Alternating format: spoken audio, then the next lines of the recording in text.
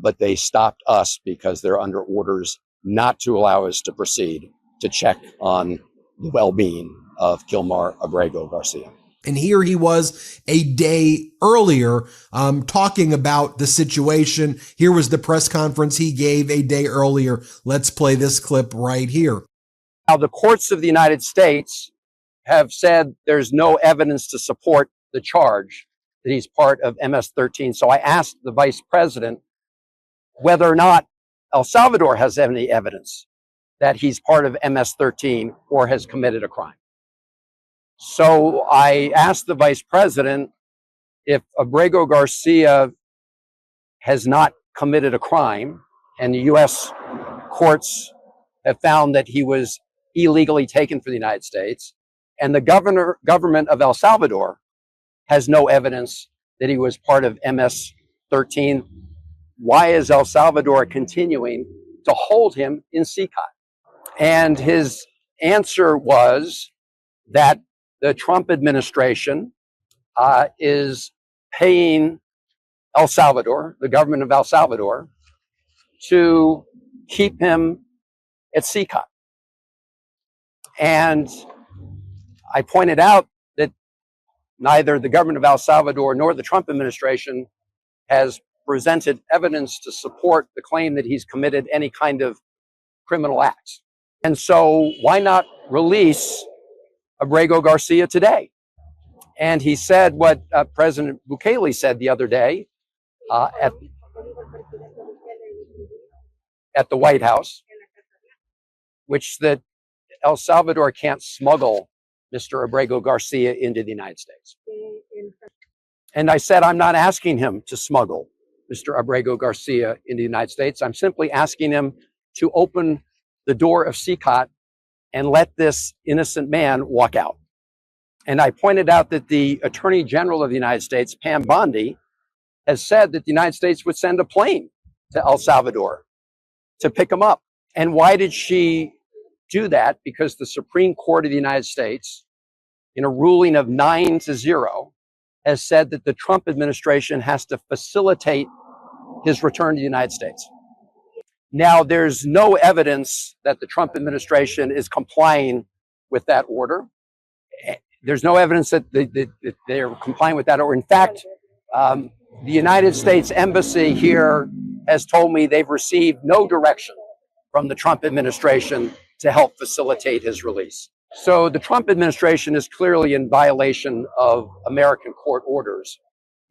But that still leaves the question, why is the government of El Salvador continuing to imprison a man where they have no evidence he's committed any crime, and they've not been provided any evidence from the United States that he's committed a crime?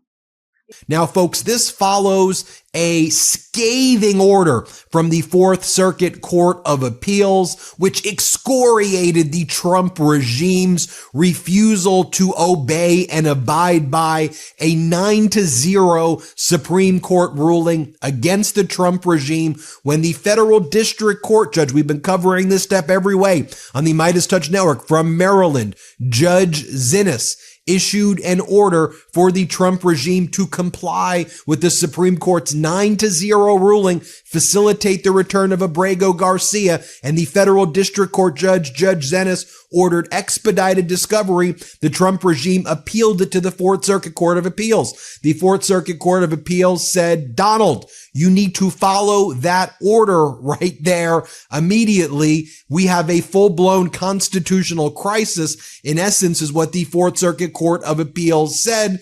And what the district court judge did is perfectly consistent with the Supreme Court's order of facilitating the return. One of the warnings that the Fourth Circuit said is, look, if you try to skirt this order, you will be breaking the entire Constitution, and you may think that's a win, Trump regime, but at the end of the day, you're going to undermine your entire regime, and you're just going to be known as a totally lawless regime. It was a powerful order. We covered it more fully today as well. Also, it was obvious that federal Judge Zinnes was preparing and teeing things up for contempt against the Trump lawyers and Trump officials who had done this to Abrego Garcia. No criminal history. They had previously admitted, the Trump regime did, that Abrego Garcia should not have been in El Salvador. In 2019, a Trump immigration judge issued a withholding order. You can't send him to El Salvador. The Trump regime over and over again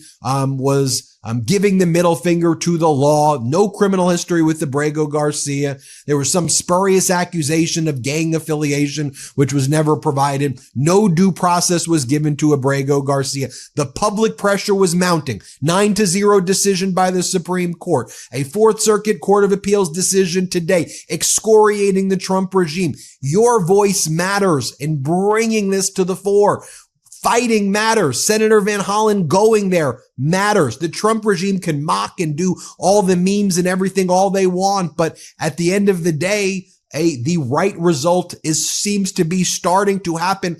And this also happens at the same time that in Washington, D.C. federal court, Judge Boasberg issued a ruling finding the Trump DOJ lawyers having probable cause to hold them in criminal contempt for what they did with the other 200 migrants that they rounded up and sent to the extermination camp in El Salvador. And so those lawyers are dealing with that now as well. And Trump was trying to throw them under the bus. So you're just going to have to ask the lawyers. The pressure's mounting.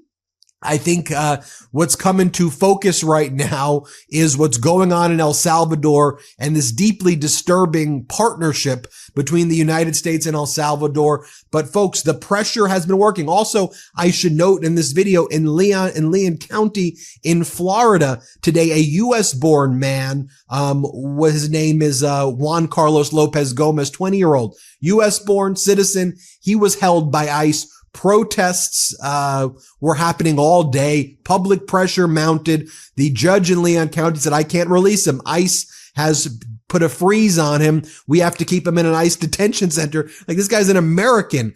The public pressure there was such that the Trump regime folded. Juan Carlos Lopez Gomez was released. Let me show you this moment right here. Let's play it.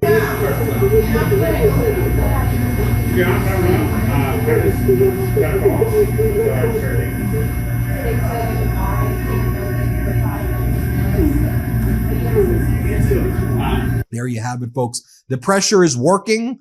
It's important that we do not accept authoritarianism, never obey in advance, and a real incredible shout out to Senator Van Hollen right there. Courageous stuff. Anyway, hit subscribe. Let's get to 5 million subscribers. Thanks for watching. The truth is more important than ever. Check out our new Truth Over Lies collection at store.midastouch.com. All 100% USA union made.